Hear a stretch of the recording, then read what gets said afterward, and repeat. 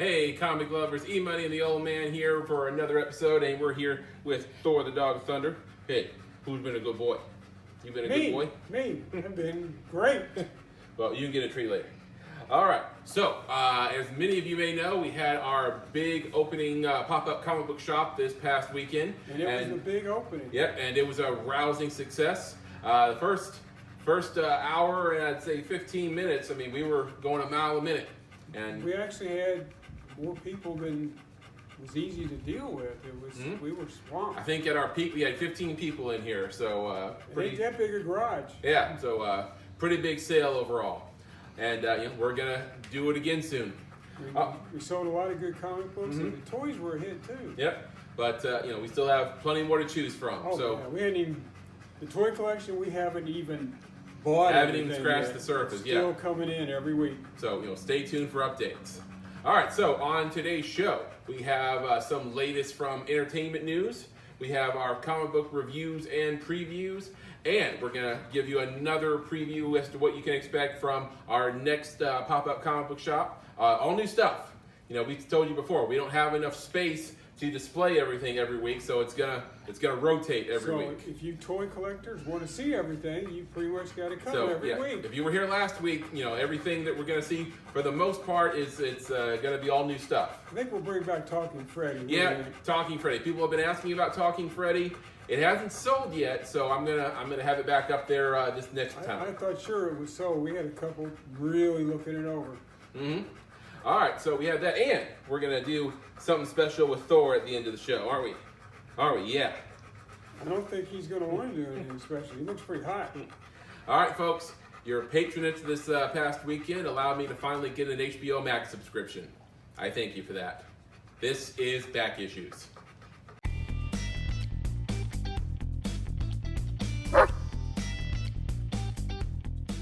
All right, comic lovers. So before we get started today, don't forget to subscribe to our channel, turn on your notifications, give us a thumbs up, and if you like, leave us a comment. Get the latest news on our pop-up shop and all the other stuff going on in the world of EMoney, the old man, and also Thor the Dog of Thunder here. All right, so we have our entertainment news this week. First up, we have our first unofficial look at Sony's newest project using Spider-Man villains, of which they still own the rights to, Kraven the Hunter.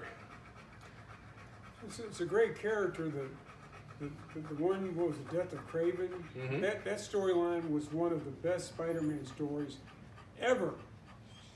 But they're going to do a Kraven story, just like they did Morbius, without Spider-Man. Yep. All right, so in this image, we see Aaron Taylor Johnson as the classic Spider-Man villain. However, like we said, if Venom and Morbius are any indication, it is unlikely that Spider-Man will play any part in this version of Kraven's origin story. What's the point? Yep, I mean, same feeling about Venom and Morbius.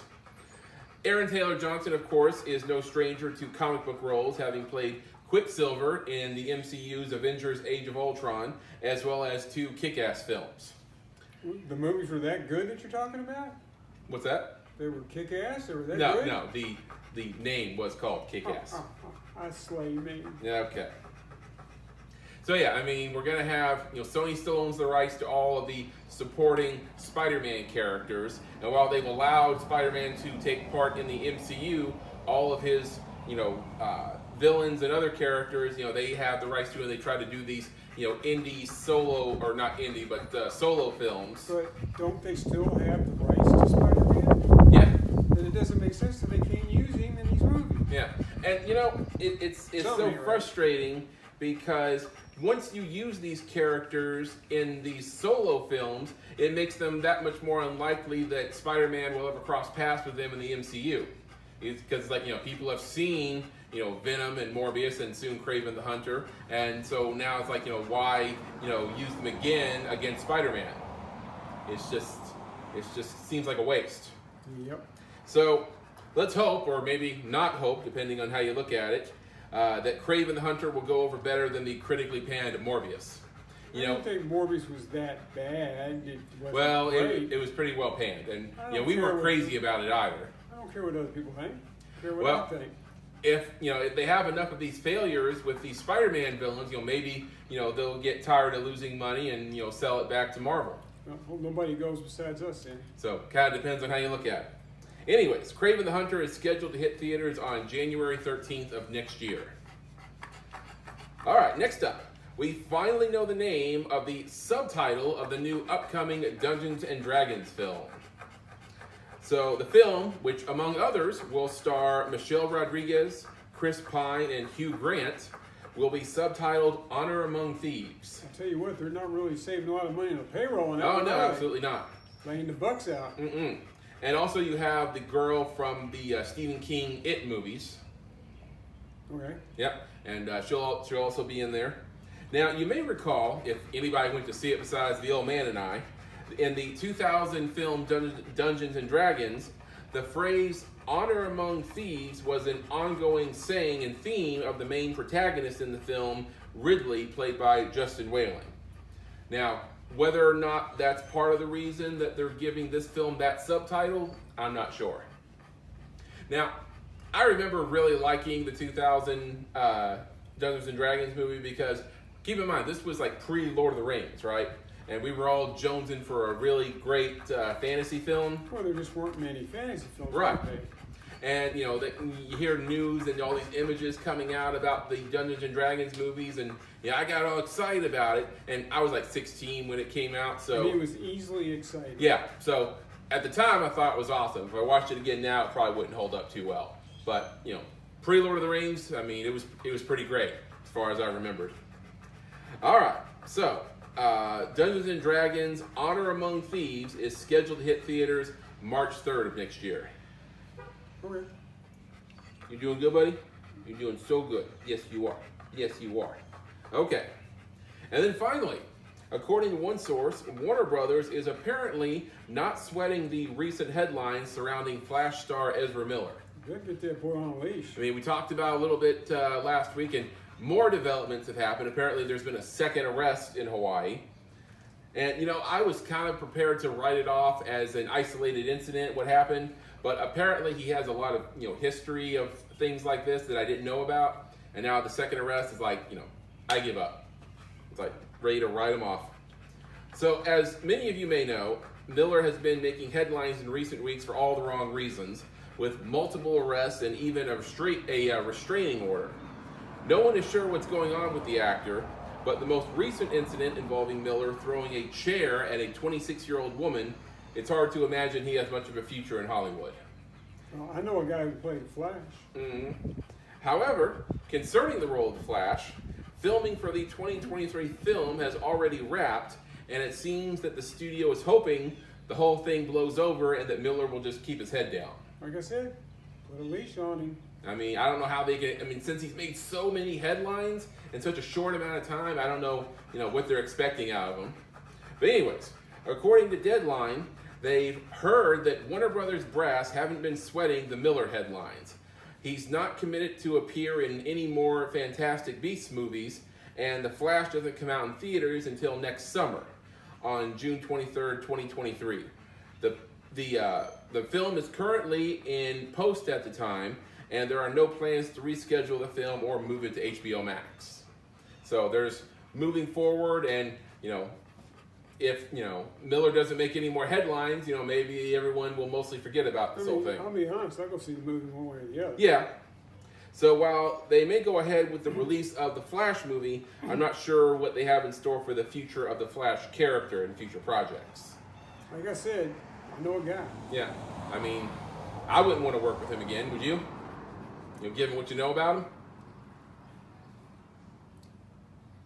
I'm old and stuff, but I'm wiry. I think I could take it. Okay. All right, so that's going to do it for today's entertainment news. Now, let's head back inside and do some comic book reviews. All right, back out in the garage with Thor in just a little bit. If you've never seen us do this before, we grade these comics on Wait. If you've never seen us do it before, shame on you. Yeah, that too. Come on. But we grade these on a 5-shield rating system. We give them each 2 scores, one for writing and story, and the other one for artwork. And then we combine the 4 scores together to give it an average overall score. So we have our mentions first this week. And if you've never seen this before, we don't call them honorable mentions because sometimes we have something negative to say about them. These comics, however, this week I think are okay for the most part. If you don't stop saying if you've never seen this before, because that makes me sad. Well, all these people that haven't we seen this should. before. We need to welcome new viewers. So well, sure, but where have you been? Come on. All right. So what do we got? All right. So in our mentions, we'll start off with a DC book, which is Black Label. It's got nothing to do with the Batman and Superman universe. It's got its own thing going. Is horror, sci-fi? I would say horror mostly. Okay. Is The Nice House on the Lake. It's been good stuff out the gate. All right, this is issue number 8. So the main antagonists, you might call him, I don't know what you call him, Walter, the mysterious Walter, maybe, I think he's an alien. He better be an alien.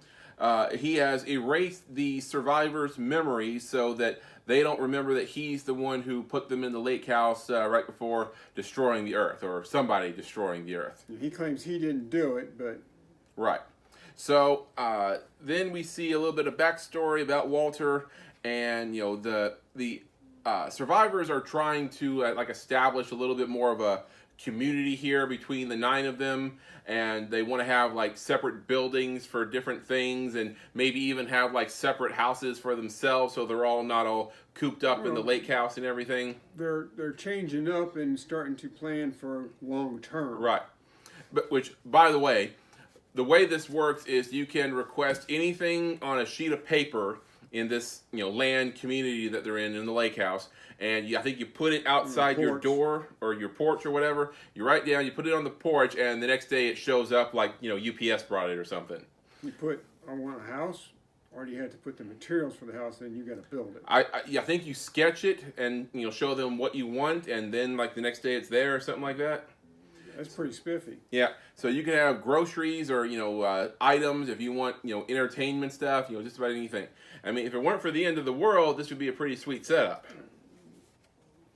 All right, so they're doing that, and then one of our survivors, Ryan, she discovers a new secret about the land that they're living on, and it's sort of it reminds me a lot of Lost, because it's every episode on Lost in the early seasons, a new discovery is to be had somewhere on the island, and it's the same thing here. It's the more they explore the land that this bubble is on, the more things they discover. Just unlike Lost, I hope that the writers actually have know where they're going with this.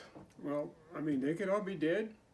Man, wouldn't that suck? I mean, it sucked the first time on Lost, but then for them to just copy that and just say the hell with it, we're going to do that again. I don't even feel bad about that being a spoiler for the people who haven't seen the last season of Lost, because Big Bang Theory spoiled it for us.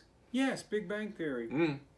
They spoiled some other. Oh yeah, they in one episode they spoiled what happens to Dumbledore and Harry Potter, and then they also spoiled what happens to Laurie Grimes in The Walking Dead, all in one episode. So jackasses. Yeah.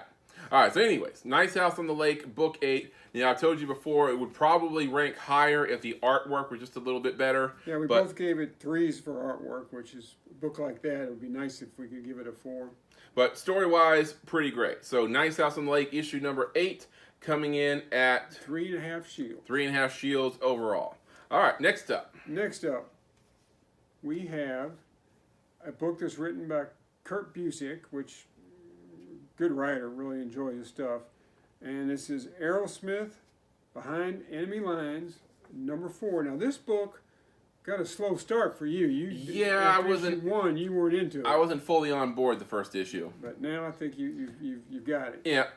All right. So in this issue, they have just escaped. Our hero and his mysterious spy friend has escaped the POW camp, and it actually cost the lives of several of the prisoners because our hero thought that they were getting out one way, but it turns out that was just a distraction for them to get out this way. So, he didn't know that, and, he's kind of PO'd about that. All right, so they're, kind of traipsing, flying, and walking across the countryside, trying to get away and meet up at the designated rendezvous, which is, a bit away. And also, we see back at the POW camp, the Baron, which is the badass commander who came to the POW camp not long before they did their escape. He is sending these ghoul-type creatures, shapeshifters, after them. And some people aren't so pleased with that because, they're, creatures of the dark, and, it will cost him his soul, and you're talking dealing with these creatures. Some of his allies aren't happy with him. And, the Baron's like, too late for that. I'm going to use whatever I got to use. So, they're coming through the countryside, and these creatures, shapeshifters, are coming after them. Also, he learns about his spy friend that he's some kind of duke. He's a minor royalty who was given a dukedom so that he didn't try to campaign for the throne or anything, because he's a bastard. So, can't have the throne with somebody like him. But, interesting stuff here. Arrowsmith behind enemy lines, number 4. And that comes in at 3.5 shields also. 3.5 shields out of 5. All right, next up. So. All right. This book from Image is a one-shot.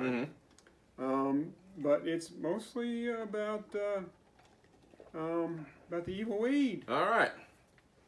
So I don't know how many of you guys celebrated 420 Day last week, but this is a fictional story. At least I hope it's fictional. About the secret history of the war on weed. So it's the 80s. And, America is in a bit of trouble from, different things that they've been doing. So they decide that they are going to make a war on marijuana. Well, the only reason they do that is to drag attention away from the other problems that they can't do a whole lot about. Right. Kind of sounds familiar. Yeah, sometimes the best stories they pull from real life. So they decide that they are going to, it's basically a media campaign where they're going to attack a marijuana farm, a pot farm. And they send this, Rambo or Arnold Schwarzenegger type guy into, former Vietnam soldier. And they're going to send him into this place to destroy the evil weed farmers, right?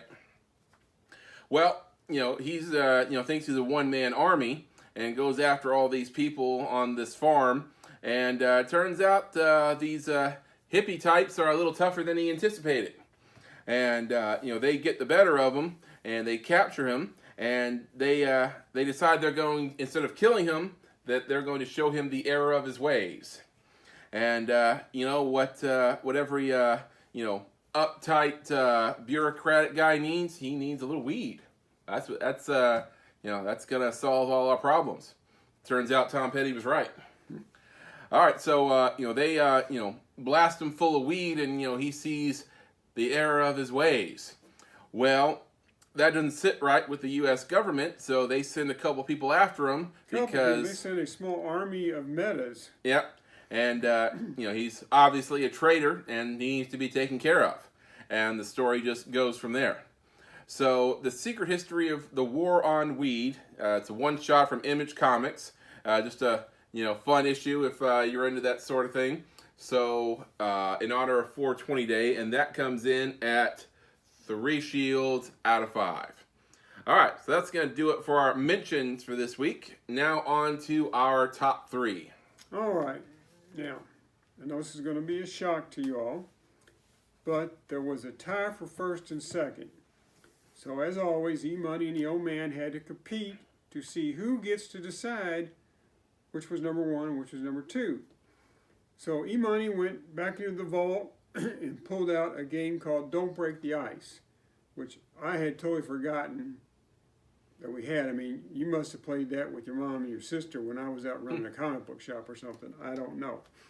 But anyway, we played Don't Break the Ice, and I'm not very good at Don't Break the Ice, so EMoney kicked my butt.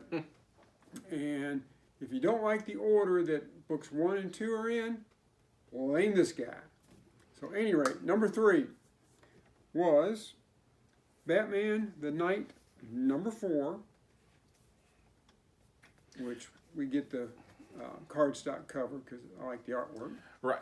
All right, so Batman the Knight tells the story of how Bruce Wayne became Batman, all of his training around the world in the years leading up to him becoming Batman.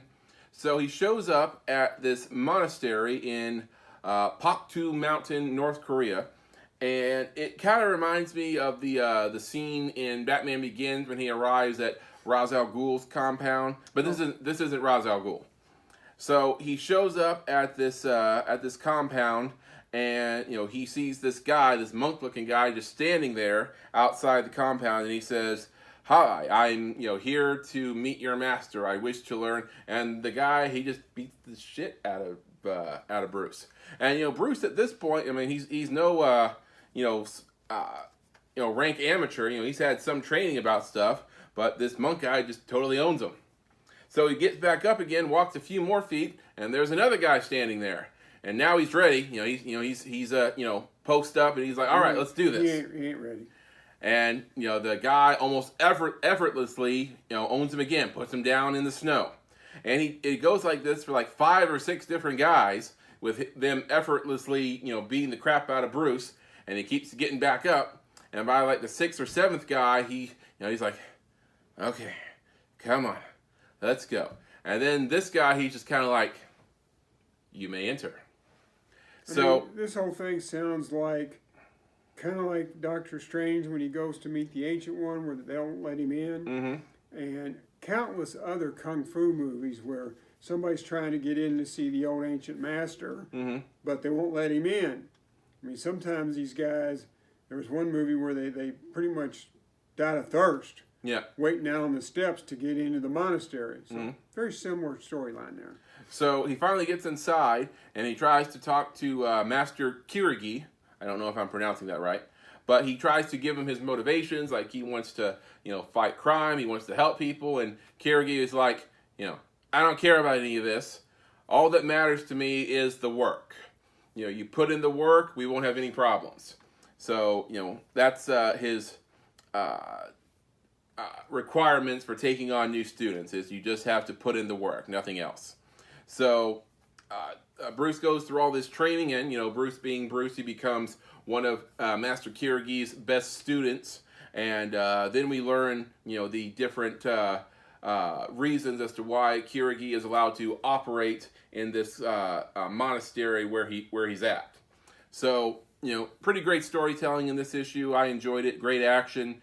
Batman the Knight #4 comes in at our #3 pick with 4 shields after we rounded up. 4 shields rounded up. All right, next up. All right, next up is World's Finest #2. Now, the actual title, I say this grudgingly, is Batman Superman World's Finest. And to get my opinion on that, just check out one of the episodes about a month ago. But written by Mark Waid, another guy who's in one of my top 10 as far as favorite writers. All right, so in the previous issue, Superman was attacked with red kryptonite, and it's embedded in his body right now, and they need to get it out of him in order to save his life. So the doctor from Doom Patrol is set to operate on him, and it's Chief, that's it. Yeah, and this ain't the Doom Patrol from the more recent comic books. Definitely is not the one from the TV show. This is my Doom Patrol from back in the day. Much better. All right, so it's really touch and go there for a while, but eventually Chief does the job and Superman comes out of it. So they have to stop this evil warlord from rising up again. And, a lot of magic involved, which, as most of you probably know, is not Superman's forte. So they are sent out to protect this kid, and, more on that in just a second. But they also enlist Supergirl to help them out, because there are different attacks happening all over the world to different heroes. So Supergirl and Robin are sent out on a mission, and in this story, apparently they have a little history. Because when they see each other, they're like, Supergirl, Robin. And then later on, there's this funny scene where, Supergirl is like, carrying Robin and flying him, across the sky. And at first, there's like awkward silence the entire time. And then, they're like, okay, let's stay on mission. And then awkward silence. And then Robin's like, it was an accident. And they just, this whole argument back and forth. I guess they went on a date at some point, and things didn't go over very well. So that was funny. And then things are definitely chilly between the two of them. Mm-hmm. And then later on, back to Batman and Superman, they're come across the wizard Felix Faust, who is attacking a young boy by the name of Billy Batson. And, they have to protect the kid from the evil sorcerer Felix. Well, Felix is a little sneaky snake. He's dealt with Batson by casting a spell on him where he doesn't have a mouth, so he can't say the word. I don't know which word you're talking about, but I am anxious to hear what happens in the next issue. Yeah, you do know. Yeah. But anyway, moving on. All right, so that is our number 2 pick with 4 shields. 4 shields out of 5. All right, and then our number 1 pick. All right, number 1. Oh, it's good stuff. Because they're getting ready to do 2 different Captain America stories. One's going to be Sam and one's going to be Steve. They'll have their own comics. So this is like a number 0 where we get a little bit with both of them that I assume is going to launch those 2 new titles. Great artwork. The cover is Alex Ross. The interior artwork looks like it's Alex Ross's student. So you got to know the old man's going to love it. But here is Captain America number 0. All right, so in this issue, the villainous Zola is attacking New York and eventually plans to attack the world. And he is stopped by 2 Captain Americas, Steve Rogers and Sam Wilson. And at the beginning of this issue, we get this splash page, which is really great. I don't know how well you can see it on camera here, but that's some good stuff right there. All right, so in the issue, Steve and Sam team up, and Zola sends all of his machines after them, and the villain banter, of course. He's trying to throw all these reasons about at Captain America as to why he shouldn't be trying to stop him. How the world and America are deteriorating and they're in ruins, and I'm gonna reset the world, and you should be helping me and all that stuff. And Captain America, he shows them why he is never going to give up on America or the world. So great artwork in this issue.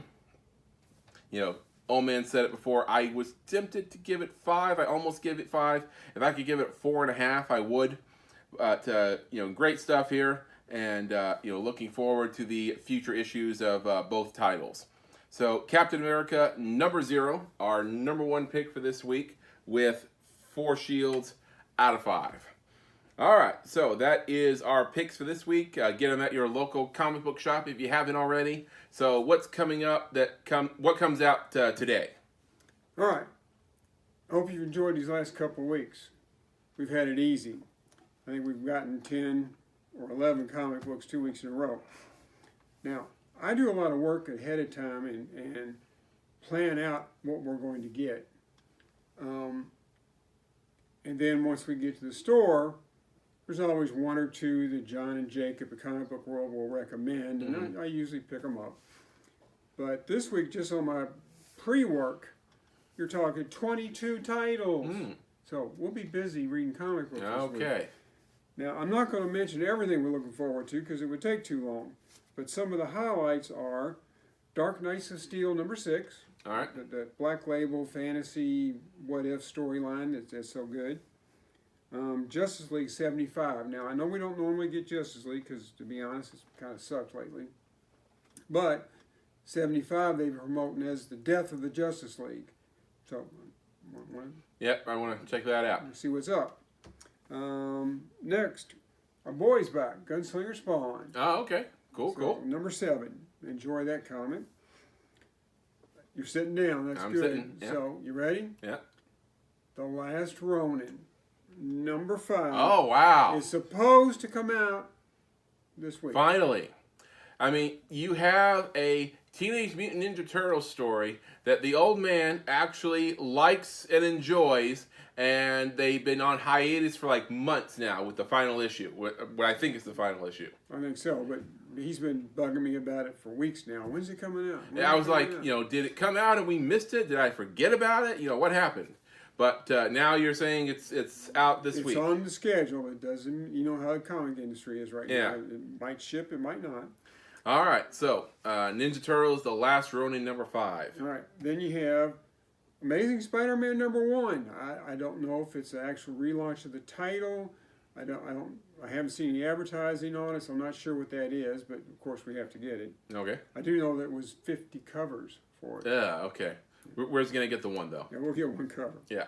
Now, I personally like the Punisher #1 that came out last month. Mm-hmm. So we're getting #2. Okay.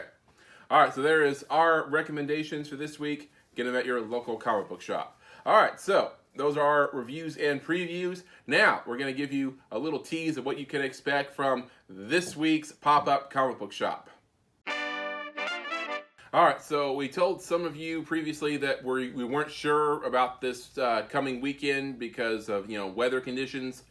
And it turns out, although it's going to be a little cooler this weekend than it was this past weekend, we're going to do it anyways. We're going forward with it. Yeah, we talked it over, and it's, this be open one week and then close the next week and open it. No, we don't want to do that. Yeah, we want to be consistent. So once we open up, we would like to just stay open until it gets too cold at the end of the season. All right. Continuous run. In the past, we've maybe been closed one Saturday out of the entire run at the most, never more than one, and it was always because some thing was going on and we just couldn't do it. Right. All right, so we're going to be open this Saturday, 10 to 2, 7002 Brookbend Way, Louisville, Kentucky, 40229, and it's going to be Saturday, April the 30th. All right, so be sure to check us out. And if you've never been to our shop before, we post on garage sale sites, but because there's not a site for pop-up comic book shops anywhere, but we're not really a garage sale. We are a pop-up comic book shop. We've been to a couple of garage sales these past few weeks, and typical garage sale has like baby clothes and old furniture and other various junk. Tools, we're not like that. Fishing Tools, tackle, yeah, stuff that is good to have that people want. We are a very niche store. Mm-hmm. It's just like a comic book shop that's in a garage and only pops up once a week. All right, so what do we have in the shop? Well, obviously we have comic books. We have comic books that are going to start at 50 cents. On, for the first time ever, putting out maybe 2 half-box or short boxes of 50-cent books. Yeah. Most of the cheaper stuff is $1. All right. So, I told you guys a couple weeks ago when I was ranting about Pawn Stars, no comic book should sell for less than 50 cents. Well, now we actually have 50-cent comic books, or we should have 50-cent comic books this week. So they go from 50 cents and they obviously go up from there. Also, we have hundreds of Blu-rays and DVDs to choose from. We have, kids shows. We have, all kinds of different genres. And we have TV shows and movies.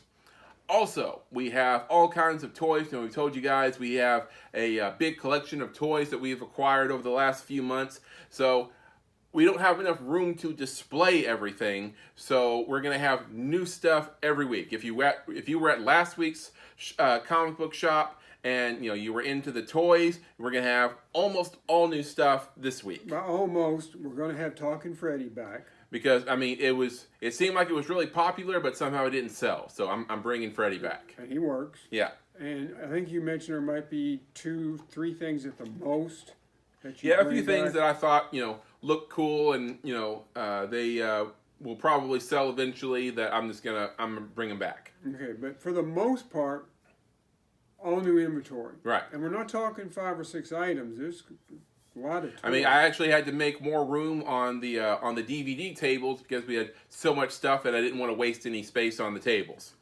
Also, if you're not a collector, we have stuff in just about any price range. We have loose toys that start at like $1 and they go up from there. Also, we have Marvel Legends figures that the previous owner had sliced open the blister to take out the comic book. So if you just want the action figure, those have a reduced price on them. They're still on the blister. I mean, Yeah. they're complete except for the comic book. Yeah, so we have things in like every price range. And then we have tons of Marvel Legends that didn't get busted open. Right. The comic book is still there. That too. All right, so just to give you guys just a tiny little tease of what we have available at the shop this week. All right, so 3 comic books I'd like to show off to you guys.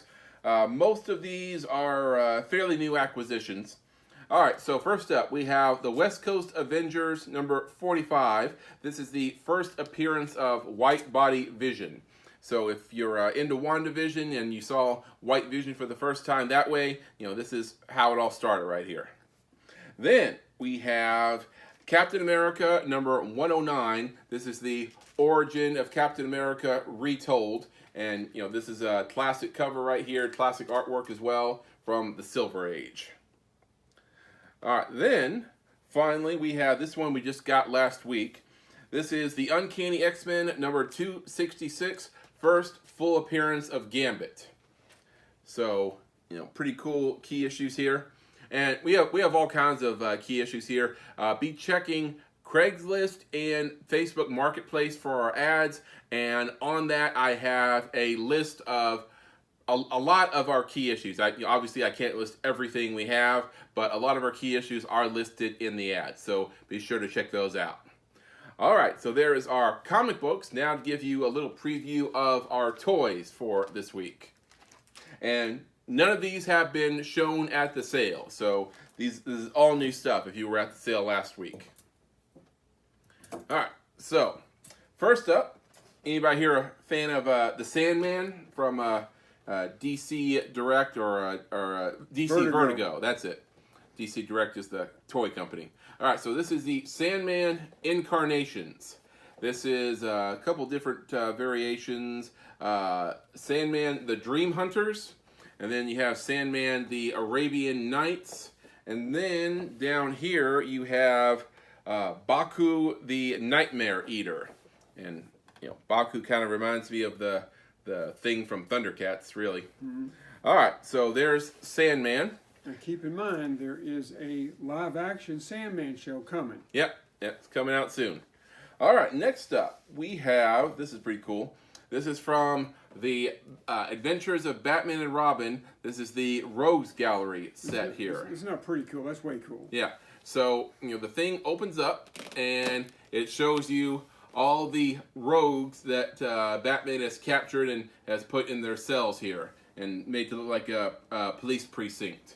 You have Man-Bat, you have Scarecrow, Catwoman, Clayface, the Joker, Phantasm, if you watch the movie Mask of the Phantasm, Poison Ivy, and Killer Croc. They're all in there in their cells. All right, so this one pretty cool. Another one of those that I was tempted to keep for myself. I don't know that there's any collection out there that has that many villains in one package. Exactly. All right, so there's that, and then I told you we guys have a lot of Marvel Legends. This is a Marvel Legends set we have here. This is the Fantastic Four Marvel Legends set. And it's a pretty complete set here if you're a fan of the Fantastic Four. You have the original four, obviously, Reed Richards, Invisible Woman from, she looks like, she's, gone invisible here. Human Torch, Johnny Storm, and Ben Grimm, the Thing. Also, you have Doctor Doom for, every team of heroes needs a villain here. But also a few bonus figures you have here. You have Franklin Richards, the son of Sue and Reed. And then you have everybody's favorite, Herbie the Robot. So, for those of you who don't know, Herbie replaced the Human Torch in the 1970s Fantastic Four cartoon show. Now, the rumor was, and everyone believed this, that they didn't want to show the Human Torch on a kid show because they were afraid kids would cover themselves in gasoline and light themselves afire. Trying to emulate their favorite hero. That's just garbage. It's not true at all. That's not what happened. So what really happened was Universal actually owned the rights to Human Torch, Johnny Storm at the time, because they were handing out the copyrights to their characters at the time, trying to get their characters out there in media, because they didn't have Marvel Studios back then. So they were delving them out to anyone who might want to do it. I told you guys in an episode a while ago that David Bowie's wife, I forgot her name, she actually was given the rights by Stan Lee to Black Widow and Daredevil for a year because she wanted to make and star in her own Black Widow TV show. But beyond a few publicity photos, that never happened, obviously. But that's what they were doing back then. So they actually gave the rights to Human Torch to Universal to make a TV show in the same spirit of the Incredible Hulk. But obviously that never happened either. So during that time, when they make the Fantastic Four cartoon show, they replaced the Human Torch with Herbie the Robot. Now, I actually remember watching a few episodes of this cartoon show, and I was a kid, I was easily entertained, right? But what a lot of people say was that even if they had had the Human Torch on that show, the show would have been just mediocre at best. Maybe, but who can say? We'll never know. But because it had Herbie the Robot, it was pretty universally hated by most fans. Yeah. So there's the short history of Herbie the Robot. All right. So that is just a few things we're going to have at this week's garage sale, Saturday, 10 to 2, 7002 Brookbend Way, Louisville, Kentucky, on April the 30th. All right. So hope to see you guys there. All right, so let's head back out into the garage. I have a little something special planned with Thor. All right, back out here in the garage with Thor, and every week I try to do a little internet challenge with Thor, and we usually get some interesting results. So here is this week's Doggy challenge video.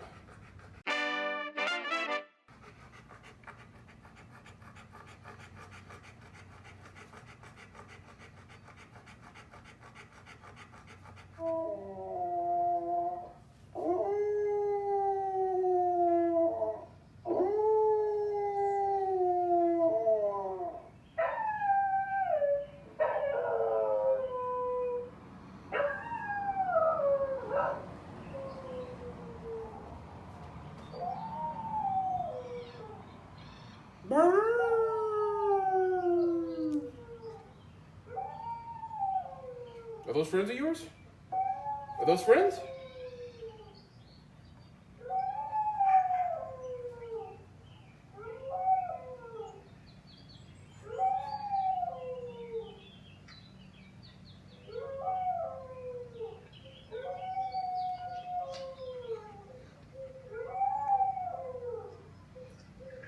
Why don't you go make some new friends? EMoney's messing with you. Bite him on the leg. Go check it out. Go check it out. Make some new friends. There you go. There you go. Right there. Get it. Get it. All right, that is going to do it for today's episode. Was that fun, Thor? Did you have fun? Yeah? You're just waiting for those treats, aren't you? All right. Be sure to stay tuned for updates on our pop-up comic book shop. All summer long, we're going to be doing this on Saturdays, so be staying tuned for that. And also, we have our Moon Knight reaction video later today. We're going to be posting that.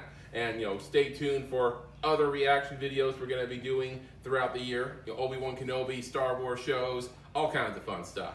Also, stay tuned for more episodes of Back Issues. All right. We'll see you guys then. Excelsior. True believers, some of you haven't been by the pop-up shop yet. I need you to come to the pop-up shop and say, hey, I watched your videos, your Back Issues videos. We want to know who you are. Yep. Some of you are watching.